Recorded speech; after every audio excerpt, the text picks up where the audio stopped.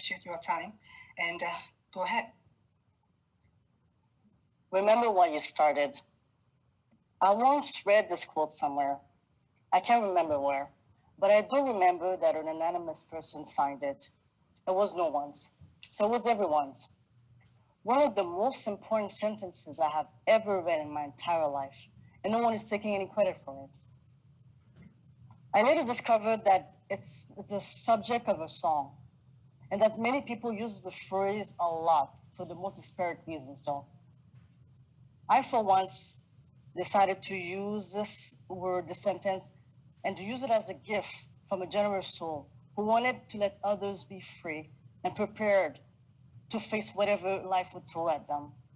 Remember why you started. No strings attached, no individualistic reason to say this, just the will to let others be free with their thoughts and help them continue. This powerful sentence is almost a form of companionship now. Because I too sometimes feel clueless on what to do and how I should even power through. Words can truly shape the way one looks at things, can they? Welcome everyone, I am honored, really.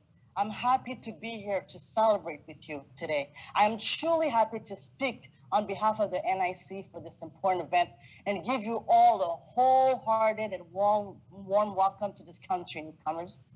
As they do every year with amazing talent and dedication, the Newcomers Information Center celebrates an entire month on Black history. This year we have a theme dear to me, entrepreneurship in the Black community. So for the next 90 minutes or so, I'd like to borrow your time to tell you about 3 stories. One from my life, one from a recent history of Ottawa, and one about positivity. Well, first I think I should introduce myself, shouldn't I? I am Ketcia Peters, former co-chair of the Ottawa Police Community and Action Committee. I led the restructuring of the Ottawa Police Community Equity Council. I am an activist, an entrepreneur, a proud Black woman, wife of a wonderful husband, mother of 2 splendid kids. Some may even say that I'm the Canadian version of Oprah Winfrey. Of course, I'm only joking. I am much younger than her. Shall we start? The first story I want to share with you comes from a rather distant past. Not so distant though, because I am not that old. It started when my mother, when I was about 6 months old, moved from Haiti to Montreal. And I remember moving from the United States to Canada quite frequently in the early years. There were difficulties both financially and of adaptation. It wasn't easy for a Black woman with children and down to manage things and thrive economically meanwhile. It's not easy now. It was way harder before. Sometimes when I look at the progress we've made, I get emotional. And I do the same when I think of the ones we still must achieve. Only it's a different type of emotion. I'm the eldest of 5 sisters, and so I felt the necessity to help my mother back in the days. So I did. I decided to start taking on some of the burden, some responsibility to help my family. And I know how much this could resonate with some of you. We're all trying to figure out how to help to the very best of our abilities, our family. This is one of the thoughts that push us forward. It makes us move boundaries every day, a step further, learning how to master skills and new skill set, making our effort, overcoming difficulties, all to create a better life for ourselves and overall, and above all, for our families. I like to say that my biggest achievement, despite my curriculum, was having my daughter and my son. So I know very much indeed, how big is the thought of helping your relatives. And that's wonderful, let me tell you all. I wonder how many of you took on the same responsibility and went through the similar obstacles as I did. And I wonder how many of you still do that. For all of you, for all of your family, I just want to say one thing. I feel you. And I love you from the bottom of my heart. Don't you ever let fear or doubt move you even one bit from what you're dreaming to do. Remember why you started. You will learn things, skills, disciplines, and craft along the journey. Grab those opportunities and make the most out of them. You must start somewhere and never accept the reluctance and fear of what could happen if you just wait for the perfect momentum, the perfect proposal, the perfect job. You cannot wait around and hope for the best. You must shape your own destiny and your own reality. and be courageous enough to start somewhere and learn along the way, improving with each step you take. And I assure you, you will learn and achieve the best opportunities over time. You all must be determined and never give up to hopelessness. I can understand how scared you might be at the idea of jumping into what you believe to be a void. Let me assure you, it is not a void. There's a net underneath. And you'll never be armed starting a new life full of opportunities. You must become what I like to call a starter. What's a starter? A starter is someone who's willing to accept some risk to make sure to build a career from the ground up and to thrive with one's skills, craftspersonship, salespersonship, ideas, and the necessary discipline to always move forward to make sure that what one does is the top of the line, the top of the art of what one does. If you're a wonderful chef, don't just settle forever for a job somewhere at a random place just to get by. Instead, learn more and be more prepared. And when you finally feel ready, take a blow, start your own restaurant, create your own place.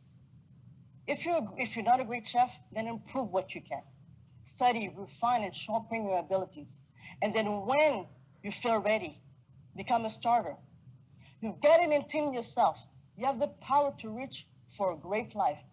And for you and for your loved ones, starts. Remember why you started and then keep on going. The second story I'd like to share with you is a sad event which took place in the city of Ottawa some years ago. The accident that shaped our city and our community in 2016 kickstarted a chain reaction which anyone should have expected, really. It was less than 5 years ago that the black community distrusted deeply the institution of police because one of the blue men, later in 2020, found not guilty with every charges dropped, killed a Somali Canadian man.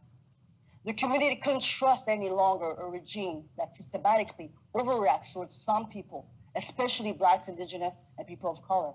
And who could blame them? The crowd lawyers argue Mention, the police officer, used excessive force and shown wanton or recklessness disregard for Habdi's life. The judge disagreed, saying that he wasn't convinced that Mention used unreasonable force and that what he did was unjustified under the criminal code. Well, since the unfortunate verdict of the judge isn't something one could contest to change, what we can all do is be aware of those situations that all need dialogue and growth. And we need to address them swiftly because change is surely needed. Can you see how this relates to an entrepreneurial life? If not, we'll come to that. No worries. Thankfully, over the years, more and more realities came up to find a valuable solution to resolve the systemic racist issues this country too lives. I'm always honored to think that a piece of those realities came up thanks to the humble effort of Compact, the Community Police Action Committee. In fact, after the terrible event, what my collaborators and I did was to create a safe place where the non-white community and the police could distress the tension and work out the issues and stakes, creating growth. In a later statement of the Ottawa Police Service, it was said, "We have heard the call for change to the way we police."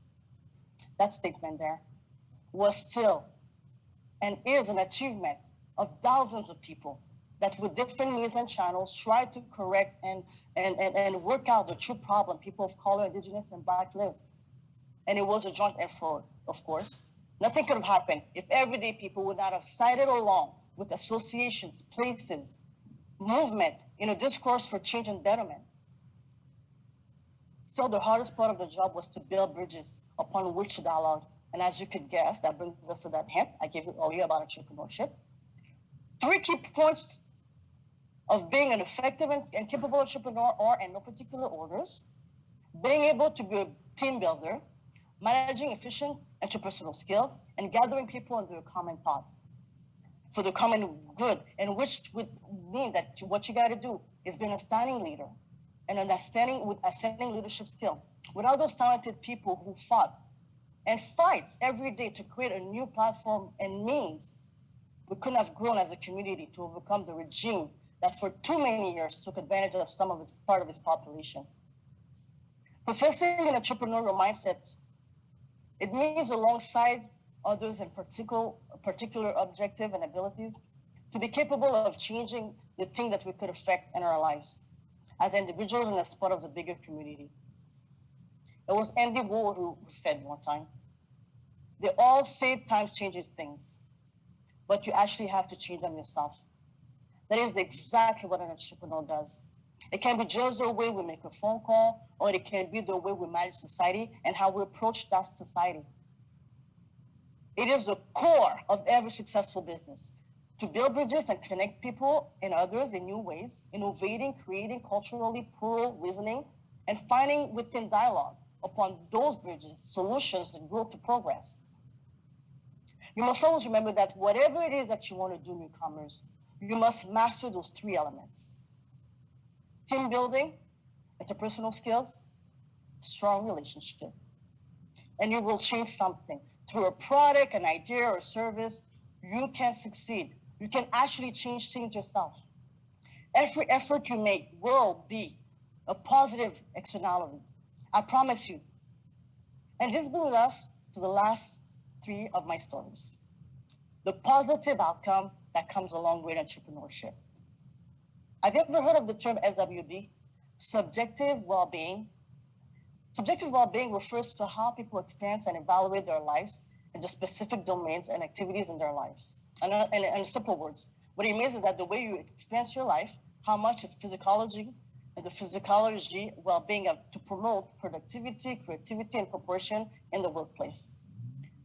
And financially satisfying how you manage and yourself, motivate yourself to avoid procrastination, being more productive and more effective in what you do, and how healthy it is that you approach your job and working more specifically. There's a lot of study that study all of that kind of stuff, but this, of course, being a lecture, I'm not going to bother you with that. But what I do want to say is that there's a strong correlation between how positive thinking shapes your attitude and results while working. Being positive creates a source of a loop where the more you're productive and effective, the more you're happy and satisfied. Bring you more positivity that will make you more productive and effective, which would make you more satisfied and so more positive and again and again and again. Can you see where I'm going? Can you? If you don't, then don't worry. We'll get to it. What I can say is that if you succeed in staying positive and have a positive relationship at the workplace, then you can succeed with being an entrepreneur in an entrepreneurial life. One reason why positivity and positive relationship are so beneficial is that they indicate an absence of relationship conflict.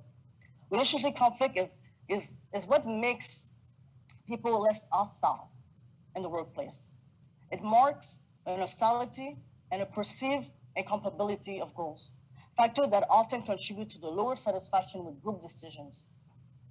Higher stress and anxiety is reduced, commitment to the organization is increased.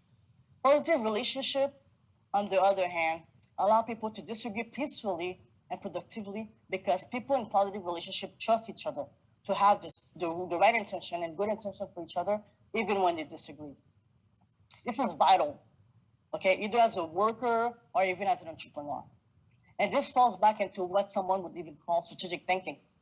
I now know that to manage situation in a positive way can definitely fall under a wider umbrella of strategies in which alongside could create a better, more productive and efficient work environment. In order to succeed, basically, you must plan ahead of time as long as you can a strategy that includes positivity to reduce unproductivity. Whether you're an owner of a reality or you're starting as a new worker, you need to maintain a positive attitude. And this will build confidence in the eye of your employer or your employees. Positivity can be an effective, potent investment assets in your repertoire of skills and knowledge. And you've got to have an investor mindset where your assets ensure a career and produces good results over time. I cannot say how much being a Black entrepreneur makes me proud every single day. It's an achievement that I am glad that I have reached because thanks to that, I am now able to help my community the best way I can. With, of course, positivity. As I said before, without people who build bridges, it's impossible to have dialogue and grow.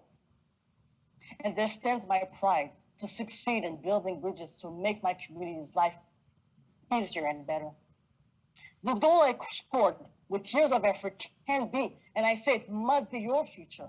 You can build bridges. You can be the people who change things, either in material ways, intellectually, as a service, culturally, and even with a simple but heartwarming dinner. You can be an entrepreneur and help others and your loved ones create for them a better life and a better future. Remember why you started. You started to improve your life, the life of your family. This will only come if you are able to learn how to be an outstanding leader, a team builder, a willing person that wants to learn more and invest in the necessary skills to know how to manage people with positivity, with foresight. We as Black people have a long history of being mistreated by systemic racism. Let's change that. Let's be proud of our heritage. Let's be proud of our heritage and show the world that we can succeed and be brilliant entrepreneurs ourselves.